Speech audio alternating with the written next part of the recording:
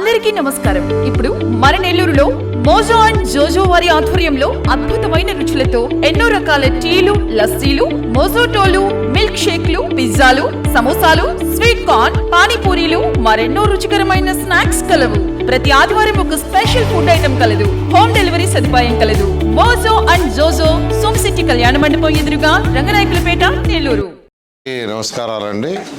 అమరావతి రాజధాని, Amaravati capital city మీద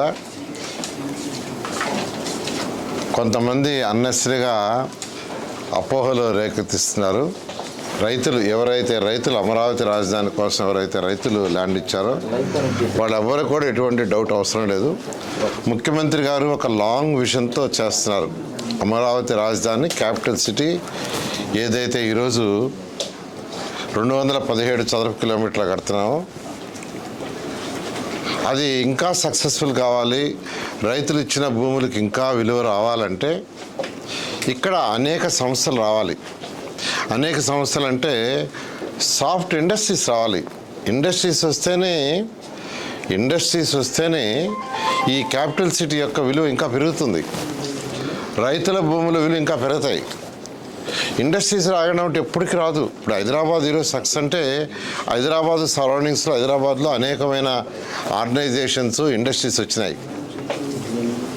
industries వచ్చినప్పుడే యువతకి ఉద్యోగాలు వస్తాయి, ఎకనామిక్ గ్రోత్ వస్తుంది.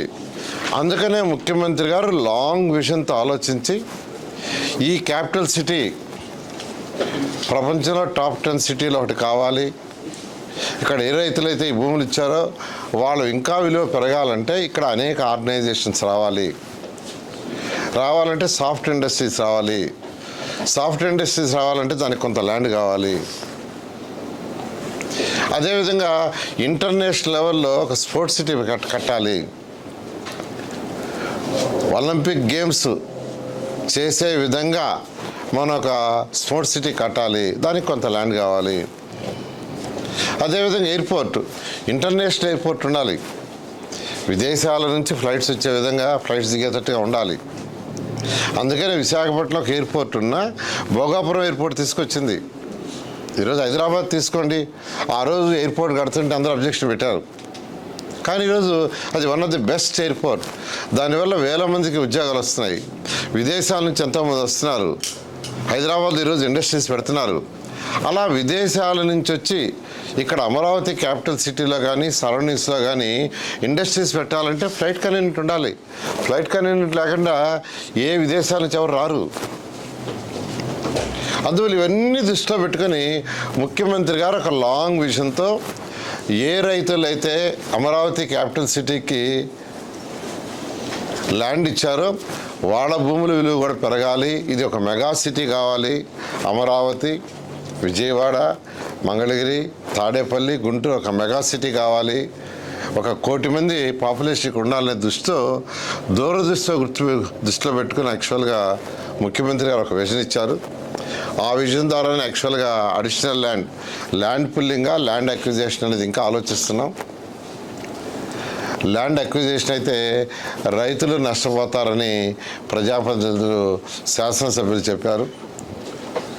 అయితే ల్యాండ్ పుల్లింగ్ అయితే కొద్దిగా ఎక్కువ తీసుకోవాల్సి వస్తుంది. ఎందుకంటే ల్యాండ్ పుల్లింగ్ తీసుకున్నప్పుడు దాన్ని డెవలప్ చేసి ఇవ్వాలి రైతులకి, మళ్ళీ వాళ్ళకి ప్లాట్లు ఇవ్వాలి. అందువల్ల ఇవి ఆలోచిస్తున్నాం. త్వరలో ఒక నిర్ణయం తీసుకుంటాం. ఏది ఏమైనప్పటికీ అమరావతి క్యాపిటల్ సిటీ ఏదైతే ఉందో దీంట్లో ఆల్రెడీ 41,000 కోట్లకి టెండర్లు కంప్లీట్ చేసి ఇచ్చేసాం. వర్క్ జరిగింది, స్టార్ట్ అయింది. మొత్తం ఇక్కడ జరగబోయేది సుమారుగా 64,000 కోట్ల రూపాయల వర్క్స్. ఆల్రెడీ అథారిటీ క్యాబినెట్ 64,000 కోట్లకి పర్మిషన్ ఇచ్చేసింది. ఇంకా కొన్ని టెండర్లు పిలవాలా. ఆ టెండర్లు కూడా ఈ నెలాఖరు లోపల అయిపోతున్నాయి. ఇది ఒక టాప్ సిటీ, ప్రపంచంలో ఉన్న టాప్ సిటీలో ఒకటి అవుతుంది. అయితే ఒక ఇన్ఫ్రాస్ట్రక్చరే అంటే రోడ్లు, డ్రైన్స్, పార్కులు ఇవన్నీ చేసినంత మాత్రాన ఈ యొక్క భూమి విలువ నిలవాలంటే హైదరాబాద్ ఈరోజు ఏ విధంగా తక్కువ రేటు ఉన్నది. అమరావతి క్యాపిటల్ సిటీకి ల్యాండ్ ఇచ్చారో వాళ్ళ భూముల విలువ కూడా పెరగాలి. ఇది ఒక మెగా సిటీ కావాలి. అమరావతి, విజయవాడ, మంగళగిరి, తాడేపల్లి, గుంటూరు ఒక మెగా సిటీ కావాలి, 1 కోటి మంది పాపులేషన్కి ఉండాలనే దృష్టిలో పెట్టుకుని యాక్చువల్గా ముఖ్యమంత్రి గారు ఒక విజన్ ఇచ్చారు. ఆ విజన్ ద్వారానే యాక్చువల్గా అడిషనల్ ల్యాండ్ పుల్లింగా ల్యాండ్ అక్విజిషన్ అనేది ఇంకా ఆలోచిస్తున్నాం. ల్యాండ్ అక్విజిషన్ అయితే రైతులు నష్టపోతారని ప్రజాప్రతినిధులు, శాసనసభ్యులు చెప్పారు. అయితే ల్యాండ్ పుల్లింగ్ అయితే కొద్దిగా ఎక్కువ తీసుకోవాల్సి వస్తుంది. ఎందుకంటే ల్యాండ్ పుల్లింగ్ తీసుకున్నప్పుడు దాన్ని డెవలప్ చేసి ఇవ్వాలి రైతులకి, మళ్ళీ వాళ్ళకి ప్లాట్లు ఇవ్వాలి. అందువల్ల ఇవి ఆలోచిస్తున్నాం. త్వరలో ఒక నిర్ణయం తీసుకుంటాం. ఏది ఏమైనప్పటికీ అమరావతి క్యాపిటల్ సిటీ ఏదైతే ఉందో దీంట్లో ఆల్రెడీ 41,000 కోట్లకి టెండర్లు కంప్లీట్ చేసి ఇచ్చేసాం. వర్క్ జరిగింది, స్టార్ట్ అయింది. మొత్తం ఇక్కడ జరగబోయేది సుమారుగా 64,000 కోట్ల రూపాయల వర్క్స్. ఆల్రెడీ అథారిటీ క్యాబినెట్ 64,000 కోట్లకి పర్మిషన్ ఇచ్చేసింది. ఇంకా కొన్ని టెండర్లు పిలవాలా. ఆ టెండర్లు కూడా ఈ నెలాఖరు లోపల అయిపోతున్నాయి. ఇది ఒక టాప్ సిటీ, ప్రపంచంలో ఉన్న టాప్ సిటీలో ఒకటి అవుతుంది. అయితే ఒక ఇన్ఫ్రాస్ట్రక్చరే అంటే రోడ్లు, డ్రైన్స్, పార్కులు ఇవన్నీ చేసినంత మాత్రాన ఈ యొక్క భూమి విలువ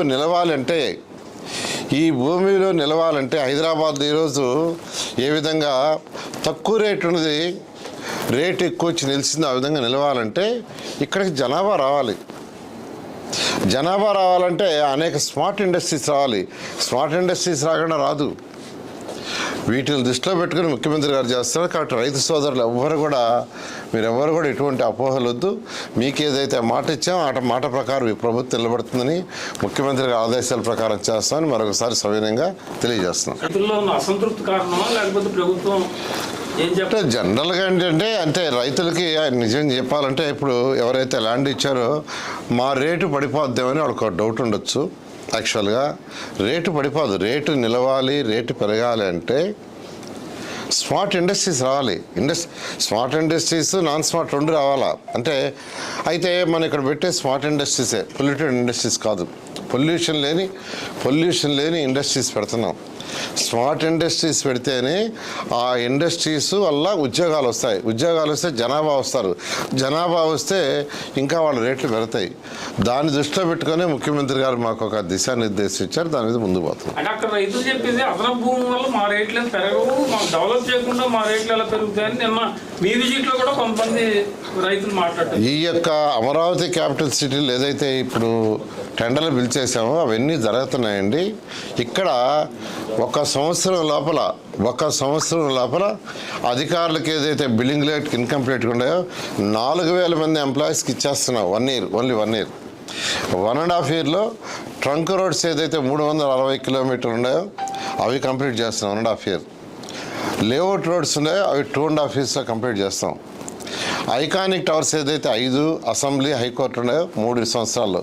ఆ విధంగా ఒక పక్కా ప్రణాళికలో పోతున్నాం. ఇవన్నీ రెడీ అయ్యే లోపల ప్యారలల్గా స్మార్ట్ ఇండస్ట్రీస్ రావాలి. ఒక మంచి ఎయిర్పోర్ట్ రావాలి. నీకు ఇండస్ట్రీస్ రావాలంటే ఖచ్చితంగా ఎయిర్పోర్ట్ ఉండాలి. ఇంటర్నేషనల్ ఎయిర్పోర్ట్ లేకుంటే పెట్టుబడి పెట్టేవాళ్ళు ఎవరు రాకుంటే మళ్ళీ ఈ భూముల విలువ తగ్గిపోతుంది. సో వీటన్నిటిని దృష్టి పెట్టుకొని అపార అనుభవం ఉన్న ముఖ్యమంత్రి గారు ఇచ్చిన డైరెక్షన్ ప్రకారం ముందుకు పోతున్నాం. చాలా యాక్చువల్గా 2000 ఎన్టీఆర్ స్టాచ్యూ పెట్టాలనుకున్నాం. దాని మీద అప్పుడు యాక్చువల్గా ప్రభుత్వం పోయిన తర్వాత అది వాళ్ళు ఆపేశారు. దాని మీద యాక్చువల్గా ఇతర దేశాల్లో, ఇతర రాష్ట్రాల్లో ఉన్నాయన్నీ కూడా స్టడీ చేస్తున్నాం. త్వరలో దాని మీద డెసిషన్ తీసుకొని ముందుకు పోవటం చాలా వదిలేస్తాం.